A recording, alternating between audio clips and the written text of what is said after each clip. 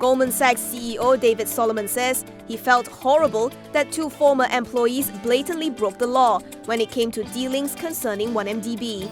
He says in a Bloomberg TV interview that it was distressing to see that the two individuals go so blatantly around their policies. Goldman Sachs and its practices are currently in the limelight after US prosecutors filed criminal charges against the two former Goldman bankers and a Malaysian financier linked to 1MDB. Last week, former partner Tim Leisner pleaded guilty to conspiracy to launder money and to violate the Foreign Corrupt Practices Act.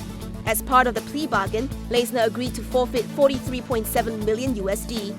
When asked if Solomon, former CEO Lloyd Blankfein, or any of the senior management team could provide assurance that neither of them suspected any wrongdoing, Solomon says Goldman takes compliance seriously. He says that the firm would continue to cooperate with the authorities and that there is a process in place and that process will proceed.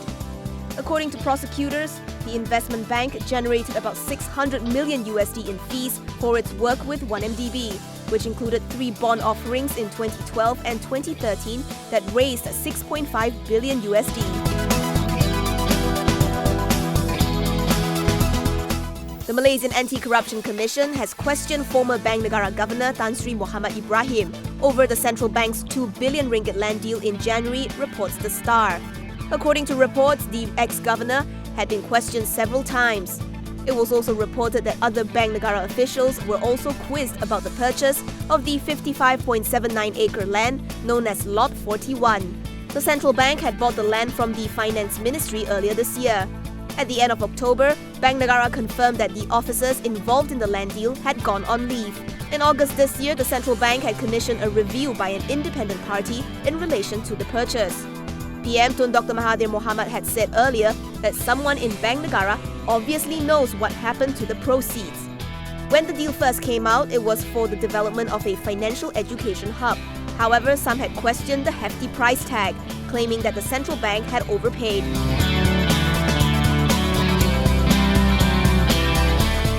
Construction outfit Gadang Holdings is banking on Sarawak's mega budget for future projects. Last week, Sarawak announced a budget of over 11 billion ringgit, the biggest in the state's history. Of that amount, just over 9 billion ringgit will go towards development expenditure. Gadang's construction division MD Q Che Kiet says he expects a lot of projects to be rolled out in Sarawak. He says the group hopes to secure projects to drive growth for its order book and revenue.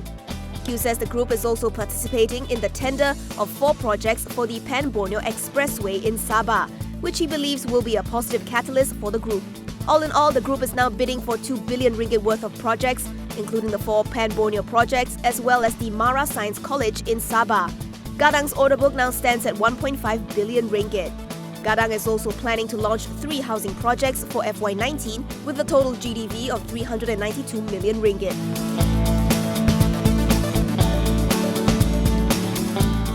I-Bhd saw a 21% drop in net profit to 5.69 million ringgit for the third quarter of FY18 due to lower property development revenue.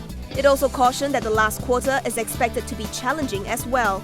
Revenue was also down 19% to 60.66 million ringgit from 75.31 million ringgit last year. The group said revenue was lower for the current quarter because in the same quarter last year, it had launched the Hill 10 residence development, which had been well received. Going forward, it plans to adopt a cautious approach given the expected challenging market. This is despite the group's continuous efforts to protect earnings, which includes a focus on enhancing the I-City development and improving the living experience.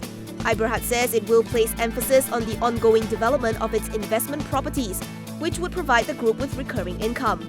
I-Bhd's unbilled sales as at September 30th stood at 160.7 million ringgit, compared with 305.4 million ringgit as at end June.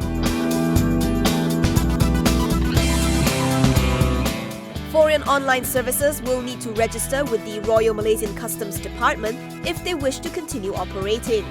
The Finance Ministry said this would help to ensure a level playing field between Malaysians and foreign companies. According to Malaysia Kini, Finance Ministry's National Budget Office Director, Johan Mahmud Merikan said the government would work out the details and guidelines and then engage with the larger online services. Johan, however, said it is likely that not all foreign online service companies would be affected by this new tax. He was quoted as saying that the new tax would have a threshold, hence smaller companies may be exempted. To recap, in Budget 2019, the government announced that all imported services, including online ones like software, music, videos and digital advertising, would be levied with a service tax starting January 1st, 2020.